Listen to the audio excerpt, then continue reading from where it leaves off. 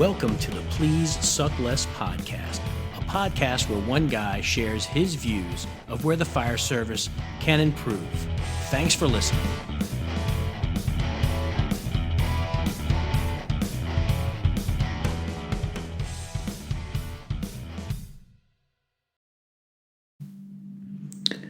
Okay, welcome back to the Please Suck Less podcast. I'm your host, David Polikoff. Today I want to talk about a little something that's a little closer to home for me. And when I say home, like as in where I live, I can't imagine that it's much different across the country as it is here in the state of Maryland. So what I want to talk about is training, but moreover, training at our formalized training academies. We found out during COVID that the only good thing that actually came out of COVID was that we learned how to teach and learn virtually. I know it was kind of devastating for the kids if you didn't have that parental presence there. But as far as Zoom meetings, team meetings, and even distance learning, I think we found that it can work. Now, I'll be the first to tell you that I finished my degree through an online college, and I got my degree. I found it pretty challenging. The biggest thing is that you have to be disciplined in order to stick to the work and get your degree. So with that being said, I think it's high time that these training academies, be it whether at your state training academy or your local training academy, get with the times and start offering some of these classes virtually. And what I mean is a lot of these management classes that we have, like Fire Officer 1, Fire Officer 2, even Fire Officer 3, those classes are almost 100%, I'll go out on a limb and say 100%, done in the classroom. So you get in your car and you drive however far you have to drive to your training academy to sit in a classroom for 3 hours while the teacher cycles through PowerPoints, tells stories that are relevant to the topic, and then you go home. What I challenge is that can be done virtually in the comfort of your own home. What it comes down to is that people have to be disciplined enough to do whatever work is necessary, be present, be online, be on your computer, have your camera on, participate in class. But I believe that these classes can be done at home.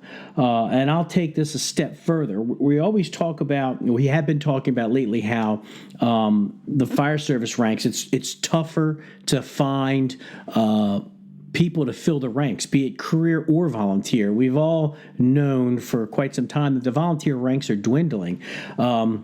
Taking over the training at my volunteer house, I'll be the first to tell you the amount of training that these people have to go through when they come into the academy is enormous. I think Fire One's up to like 180 hours.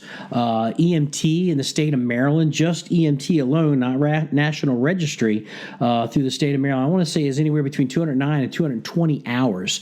So you're talking for volunteers, not only having a full-time job, maybe married with children, having to take all that time to get those basic classes to finish your full day at work, grab a quick dinner, get in your car, drive to the training academy, sit in the classroom for 3 hours on a weekday, on an evening, and sit in a class for anywhere between 3 and 6 months. I'm here to tell you that I feel that a lot of these classroom classes can be done online with the instructor utilizing Teams, Zoom, Canvas, whatever your program is. We are slowly killing the volunteer ranks by ensuring and making them get the required classes. And don't get me wrong, the classes that we have are good and we need to have them, but a lot of this stuff can be accomplished online.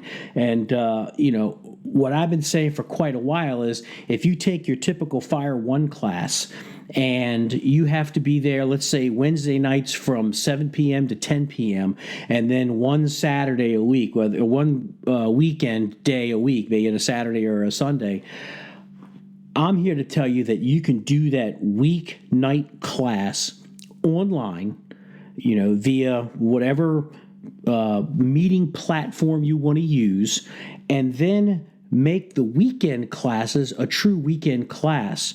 If it's an 8-hour class, do 8 hours Saturday, 8 hours Sunday. So they're going to be giving up a weekend for the duration of, we'll say, that Fire One class.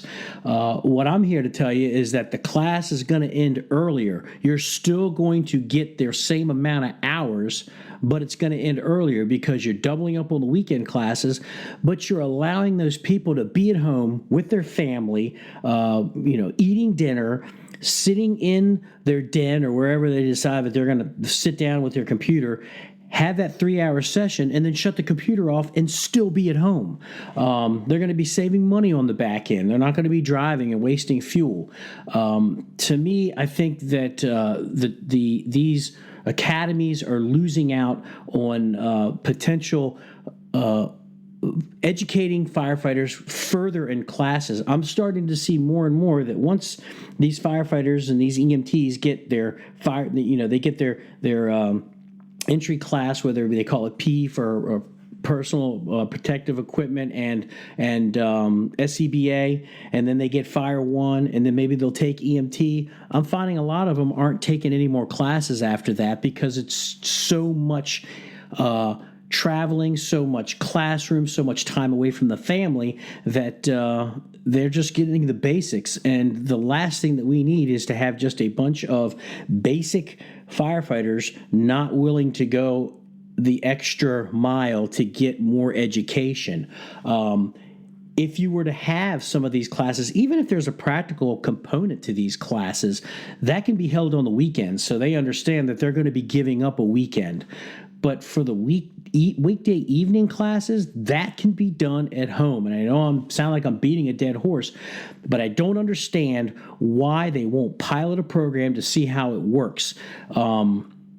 You will find that attendance will be up. You won't have to cancel classes because of low enrollment, because you're going to have more and more people get into these classes. You won't have to cap a class that everybody needs at 20 students. You can have 30 or 40 students in the class. You'll just have to hire some extra instructors on the back end when it comes time to do the practical session. But I truly think we're missing the boat. If we want to bolster the ranks of the volunteer services, if we want to have our career folk continue to take more classes beyond the minimum that they need, we need to start stepping up to the plate, getting into the future of these online virtual training. If you can get a college degree from the University of Maryland Global Campus online, there's absolutely no reason why these firefighters or these EMTs can't take that classroom portion via the internet in the comfort of their own home. And again, I think you're going to find the ranks of the volunteer service start to swell a little bit, and you're going to start to see these firefighters become more and more educated, more and more smarter when it comes to the job, because they're going to be more likely to take classes when they know they don't have to travel all the way to the training academy to take the classes. For instance, you may have a career guy that works in the state of Maryland but might live in Pennsylvania, and if they want to take a management class, whether it be Fire Officer 1 or Instructor 1 or what have you, they got to get in their car, they got to drive from their home. It might be an hour to come to the training academy in order to take that particular class, or they can sit at home and they can turn their computer on and have face-to-face time with the classroom and the instructor while they're being taught online. And we know the people that have been in the fire service long enough understand that a lot of these classes can be done virtually, because you don't have that, in my opinion, that extra benefit of staring at the instructor that's in front of you in a classroom while he fumbles through a PowerPoint presentation. We can share the screen. We can watch it on the computer. So I think that with that being said, these training academies, like I said, whether it be local or state, they need to get with the time. Somebody needs to be brave enough to say, we're going to try to pilot something, and we want to see how it works. Fire service runs on data. Run a bunch of these classes, find out what the pass-fail rate is, find out what the attendance rate is, and find out if these classes are having larger attendance, and then see how it works. Give it 6 months. Pilot 2 or 3 classes and see how it works.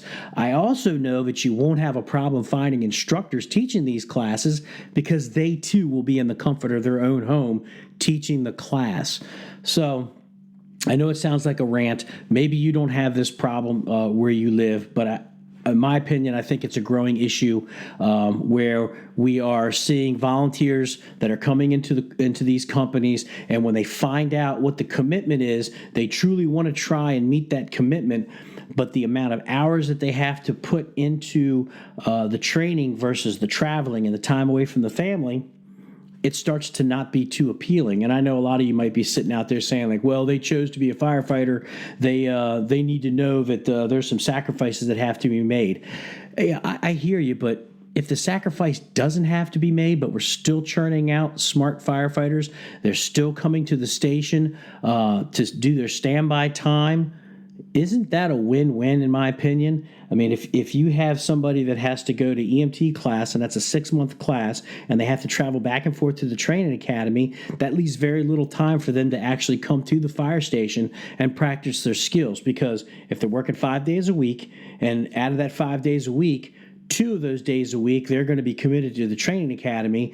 That only gives them a total of 5 days to be at home doing whatever it is that they have to do with their family, dinners, birthdays, things like that. That leaves very little time for them to actually come to the firehouse where we want them and start practicing their skills. We want to churn out smarter, educated firefighters. We've proven, again, during COVID, that we can teach virtually.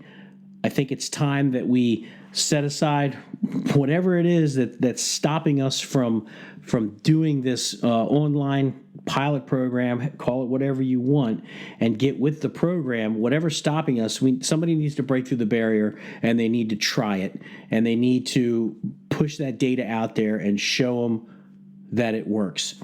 I'll tell you right now, who'd have ever thought when I was working in Montgomery County that we'd ever go back to 1.5-inch hose? But we did the testing, we did the trial, we produced the data, and lo and behold, they're using 1.5-inch hose again because it works. Same thing with virtual training. If you can get a college degree online that's recognized nationally and regionally and nationally, there's zero reason why we can't start piloting some of these firefighting classes online, grab the data, and see what it does for us. End of my rant.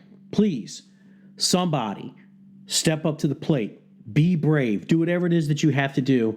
We need to start getting the ranks of the fire service back up strong, especially on the volunteer side. End of my rant. Thanks a lot for listening.